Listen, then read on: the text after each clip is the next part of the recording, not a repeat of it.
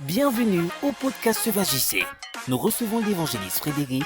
Il est un modèle, une réelle bénédiction pour le corps de Christ. Je crois que Euh, c'est vraiment, c'est vraiment quelque chose dont il faut que notre génération prenne conscience. Euh, Parce qu'aujourd'hui, il y a plusieurs groupes de louanges, il y a plusieurs jeunes qui se lèvent de partout, qui sont passionnés de chant, qui sont passionnés de musique ok. et qui commencent à faire leur premier pas Mm, dans ce domaine de la louange et de l'adoration. mm. Mais qu'est-ce qui manque véritablement à cette jeune génération pour être des adorateurs selon le cœur de Dieu? Euh, Avoir une bonne volonté, c'est déjà bien. Mhm, Jésus a dit, le Père, il lance un appel. Il cherche des vrais adorateurs. mhm, Pas les n'importe quels, mais les vrais. Le vrai, vous convenez avec moi que le vrai, c'est vrai. mhm, Des gens qui adorent Dieu à travers leur style de vie. Parce que lorsqu'on parle d'adorateur, l'adoration, c'est intimement lié au sacrifice. mhm. La première mention là où on parle d'adoration dans la Bible, c'est lié au fait qu'une personne devait lui-même se perdre. Wow. Parce que lorsqu'on dit à Abraham, prends ton fils Mhm, l'unique, celui que tu aimes, et on dit clairement, c'est pas Ismaël, Isaac, va là où je vais te montrer et donne-le en holocauste, mhm, sacrifie-le pour moi. Donc, en réalité, c'est tout l'amour d'Abraham qui était condensé en Isaac. mhm, Tuer Isaac, c'était vivre maintenant sans vivre. Il y a des gens qui respirent mais qui ne vivent plus. mhm, En réalité, lorsqu'on parle d'adoration, c'est d'abord un sacrifice. mhm, L'adorateur est le sacrificateur et ce qu'il offre à Dieu est un sacrifice de bonne odeur. mhm, Seulement que dans la nouvelle alliance, on dit que l'adorateur n'est pas différent de l'adoration. mhm, C'est pour dire la vie de l'adorateur doit être une adoration. mhm. Le sacrifice n'est pas différent du sacrificateur dans la nouvelle alliance. C'est lui-même qui est le sacrificateur et c'est lui-même qui est le sacrifice. Wow. L'apôtre Paul dit, offrez vous-même à Dieu comme un Mhm. sacrifice vivant. Vivant. Donc, ce qui manque vraiment à nous aujourd'hui, je crois que c'est la consécration totale. Mhm, Quand on se dit adorateur, c'est par notre vie. mhm, Quand on se dit adorateur, c'est par notre capacité d'aimer le Seigneur, de mhm. nous investir, d'avoir une vie qui ressemble totalement à Christ. La Bible déclare que les 5 ministères sont là pour nous amener à la stature parfaite de Christ, Mhm, la mesure de la stature parfaite de Christ. Donc, l'adorateur doit tendre à chaque fois vers la vie de Christ. Ça mhm. doit être son combat. Donc, prêcher la parole de Dieu, c'est adorer le Seigneur. Wow. Faire ce pourquoi Dieu nous a manifesté, c'est adorer le Seigneur. Mhm, Donc, l'adoration, ce qui nous manque, c'est connaître la mission, le ce pourquoi Dieu nous a manifesté sur cette terre. mhm. Découvrir cela, faire ce que Dieu veut et que nous-mêmes, notre vie, soit une adoration pour lui. Donc, si tous ces éléments sont rassemblés, nous pouvons dire que nous vivons la vraie Wow. adoration. Donc, c'est ce qui nous manque, mais par la grâce de Dieu, euh, je crois que le Seigneur est fidèle et nous allons y parvenir. Wow. Merci beaucoup, évangéliste. Mm. Alors, ayant reçu un mandat spécial par rapport à la louange et l'adoration, le Seigneur vous a certainement donné un aperçu du rôle stratégique euh, de cette génération dans la restauration du ministère de la louange et de l'adoration. Est-ce que vous pouvez nous partager cela? Par rapport à la restauration dans ce domaine, je crois que la restauration, ça fait aussi appel au réveil. Mm. Et lorsque le vrai réveil vient, ça appelle toujours à la repentance. Wow. Donc, avant que le réveil qui s'appelle Jésus ne vienne, on voyait un jeune homme qui s'appelait Jean-Baptiste qui disait Mm. qu'il est la voix de celui qui crie dans le désert, qui appelle à la repentance. Il faut qu'on reconnaisse là où nous avons eu tort, qu'on se relève avant d'avancer.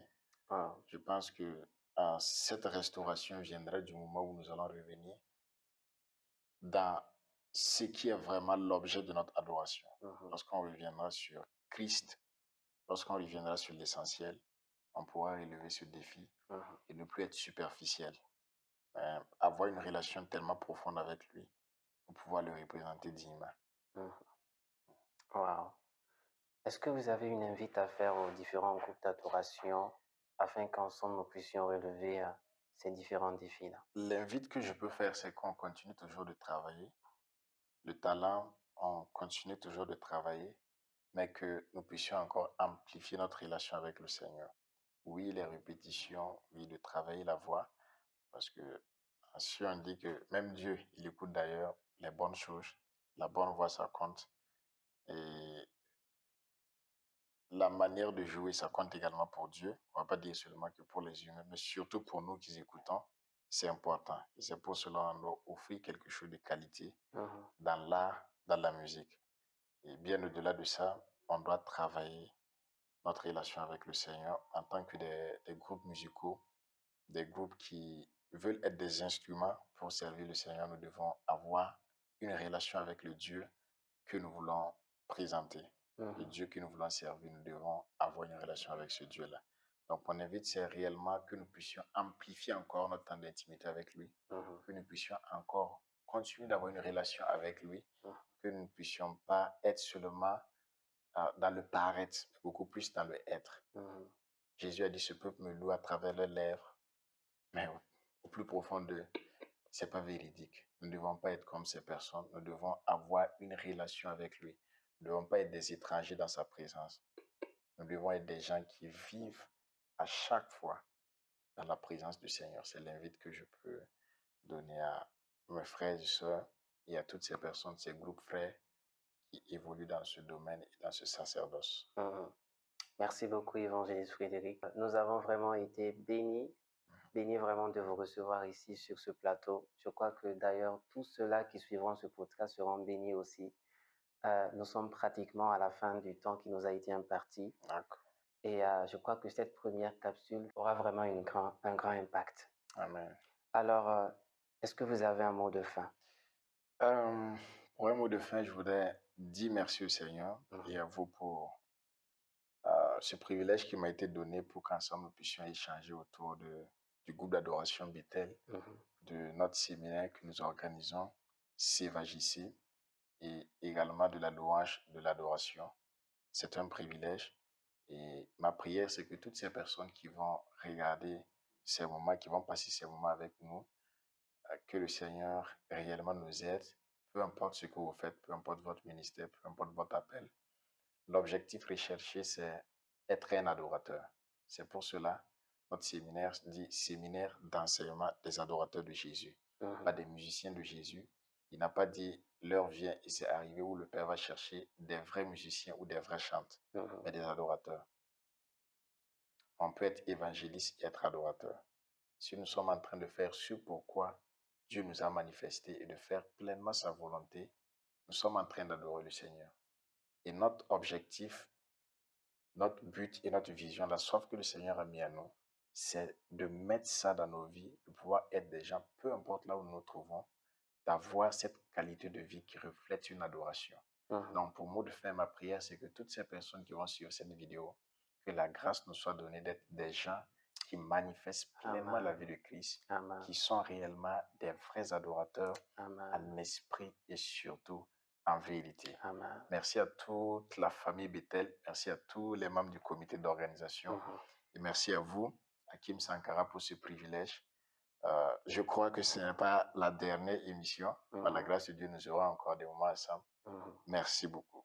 Merci beaucoup, évangéliste. Alors, merci beaucoup, chers téléspectateurs. Je crois que nous avons été bénis par la présence de l'évangéliste Frédéric, qui nous a exposé en long et en large la définition de l'adoration, quelle était la différence entre adorer et louer. Et je crois que nous avons tous été bénis. Je crois que ce n'est pas la dernière rubrique. Il y aura d'autres rubriques par la grâce de Dieu. Et nous vous disons à la prochaine par la grâce de Dieu. Portez-vous bien. Bye bye. Ciao. À très bientôt pour ce Magicien.